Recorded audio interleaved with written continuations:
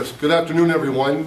We're at the training facility for the Windsor Police Service this afternoon, and we've just concluded the first session of Special Investigations Unit, Osler definition of serious injury. So this was a recommendation that I made a couple of weeks ago now in regards to project accountability, that we would change our definition of serious injury, which is the threshold to notify SIU when someone is hurt while in Windsor Police custody or as a result of arrest.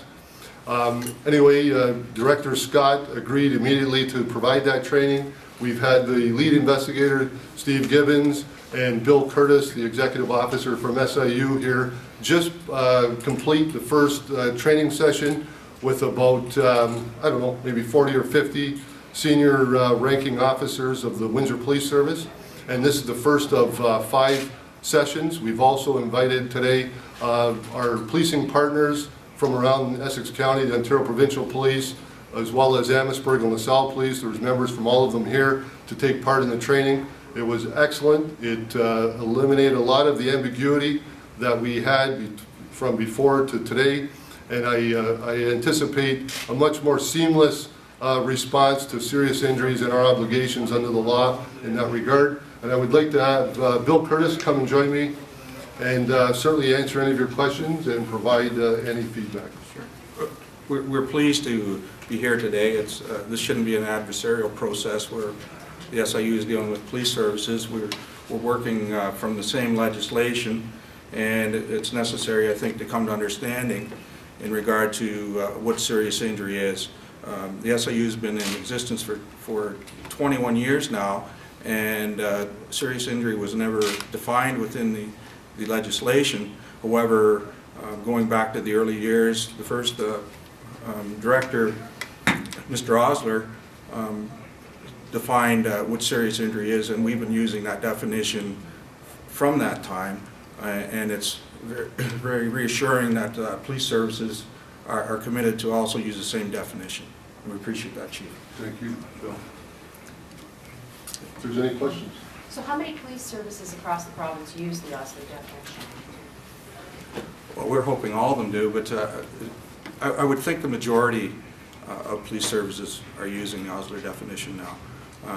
We're continue to talk with police leaders concerning our differences and trying to come to agreement, and this is one of them, the definition of serious injury.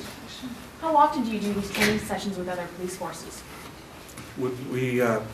We've offered this type of training to other police services in the past. We've been to Londonderry, OPP sessions, Windsor, and to talk about what the legislation means in regard to their duties to cooperate with the SIU investigations. We'll do them as often as police services ask us to. We're committed to provide that training, and in regard to Windsor, we're coming back for 5 more training sessions with officers. So you have been to Windsor before to give the same training session? No, today was the first time that I can recall that the SIU has been invited to provide the training. What kind of welcome did you get when you got here? A good welcome, yes. Anything unusual or anything out of the ordinary compared to other police forces, or? No, I think we're quite well received by all police services across the province. Yes, we've had our differences, but we're moving through them, and that's how we come to resolution, is by discussion and communication amongst police services and the SIU. And Director Scott is quite pleased to facilitate these types of events. Can you explain to us what the differences are that you've had with police services? You said you've had some differences. Well, I guess the differences would be the obligation on the police service to immediately respond to report a serious injury, death, or an allegation of sexual assault to the Special Investigations Unit. We'd like a timely response, within a reasonable time of them being notified of the serious injury or becoming aware of it. The legislation says immediately. We'd like them to work towards the immediately, not days or hours later, but when they become aware of it, to notify the SIU so that we can investigate the concern. Do you have enough investigators to investigate all the instances across the province? We do. You do? Okay. Of all the police departments, how many have actually taken part in this training? Do you know?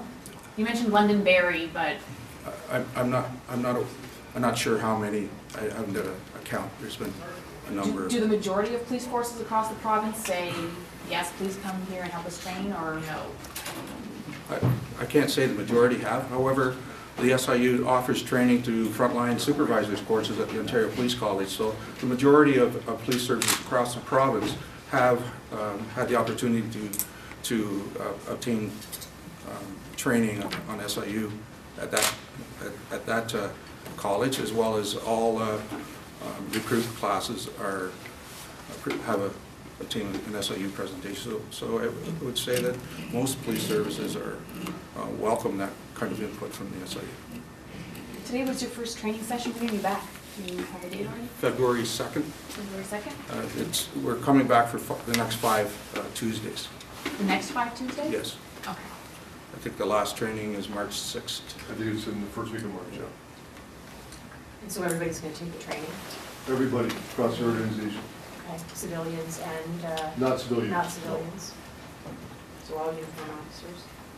And this is specifically for the Osler definition, or is there more to it than, or is it when to call the SIU? Is that what all this? We basically have given them an overview of the entire regulation and legislation in the Police Services Act in regard to the SIU and what we do. Thank you.